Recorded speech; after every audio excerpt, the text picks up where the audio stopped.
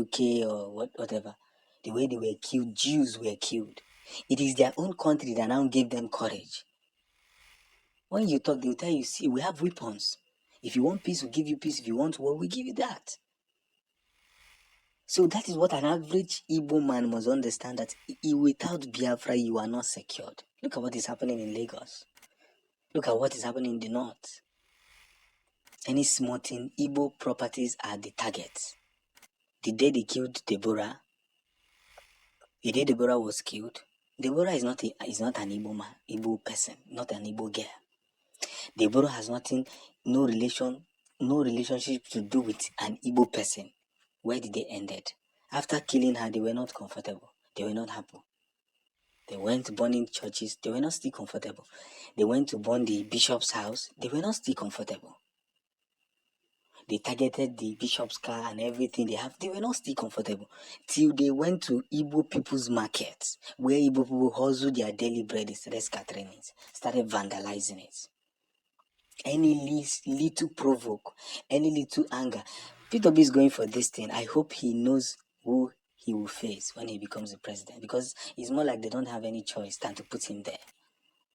But if he wins, I hope he doesn't become an enemy of Biafra just to please Nigeria. You can't serve two masters. You can't. That is why Nnamdi Kanu Badoro say, if it is not Biafra, give me nothing. Onada kude bendenso. Onada nada sisike. Now there is a 500 million extradition scandal on top federal government's head. Of course, the money is too poor. Now they have sued them for another 100 billion. Nnamdi Kanu is not a little man. I used to tell people, any other person that does this thing that Nnamdi Kanu is doing may not even make it alive. The quarter, just a quarter, not everything, just little of it. So, learn to understand when to differentiate grace. When you see grace, know it and know it's grace.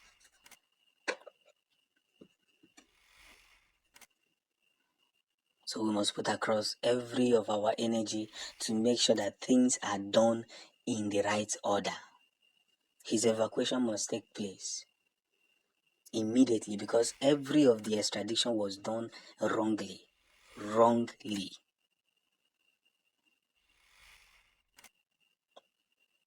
Let God raise men for us, because he has started raising voice.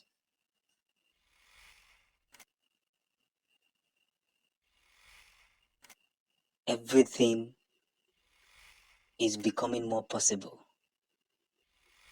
more transparent, more energetic, more knowledgeable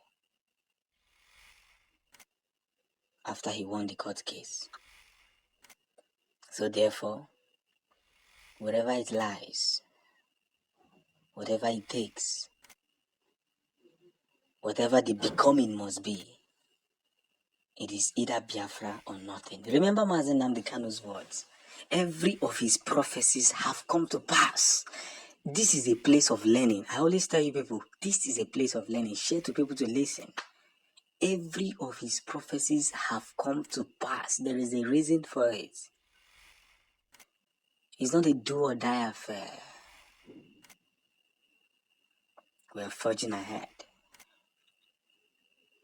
making progress, understanding the possibilities of what it takes. Unless everything is made known to the eyes of Lucifer, Lucifer will never respect himself. He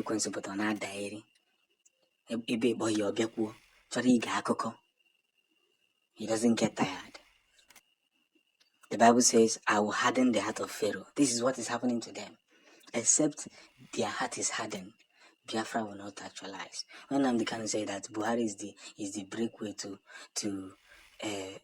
Mazi Nnamdi Kanu has been vindicated. Let me laugh at them in a grand style, because we tend to promote what we call freedom with truth. That's what it is called. Freedom with truth. For very long time, this particular group of people have ganged up against a man called Mazen Nnamdi Kanu. And when you give God this, He gives you that. That is who He is. Our message is pure and simple, unless those who fail to understand the positivity behind everything that we say will never get it right. Vindicated. I told you how Russia came in. UK is coming in. Everybody is beginning to understand this positive part of what we preach. Because when you look at it, you find that truth remains one of the most formidable force that you can use to tackle your enemies. Truth. Apart from truth, so many things will go wrong. And that's one of the best message of all time. There is a teaching that our elders will always say, give what to Caesar what belongs to Caesar, and give God what belongs to God. The man who started this parable was Jesus Christ in the Bible. If you know anything that is going to cause problem between you and your neighbor, don't take it to court. Don't allow it to go to court, because once it gets to court, it will be difficult to settle that case. Too much patience. They're no longer comfortable with us. They know that we know that the biggest breakthrough that we have now is that they cannot release Nnamdi Kanu to us. Because when eventually they release Nnamdi Kanu to us, the next thing that should be on the table is Biafra or nothing. And that's one of the scariest message. When Mazen Nnamdi Kanu was vindicated in the court, what did they say? What did they say? That they want to bring, it is the federal government that wants to bring him out so that he will start fighting P2B. Who is P2B when it comes to Nnamdi Kanu? Who is P2B? P2B is running his own lane. P2B believes in Nigeria. Let him believe. Nobody is forcing you not to believe in Nigeria. Let's allow P2B. In this platform, I have once supported P2B. Let him run in his own lane.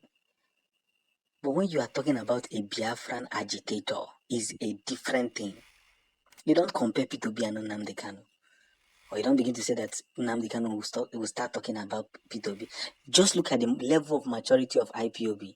Then it will tell you that Nnamdi Kanu has no business talking about P2B or anything that has to do with Nigeria. His business is the way to get Biafra, because he knows that Biafra is the only thing that can give an Igbo man, a country that can give an Igbo man strength to stay. Because look at the way Israelites is. When Israelite was in the, was it in the east or thereabouts with the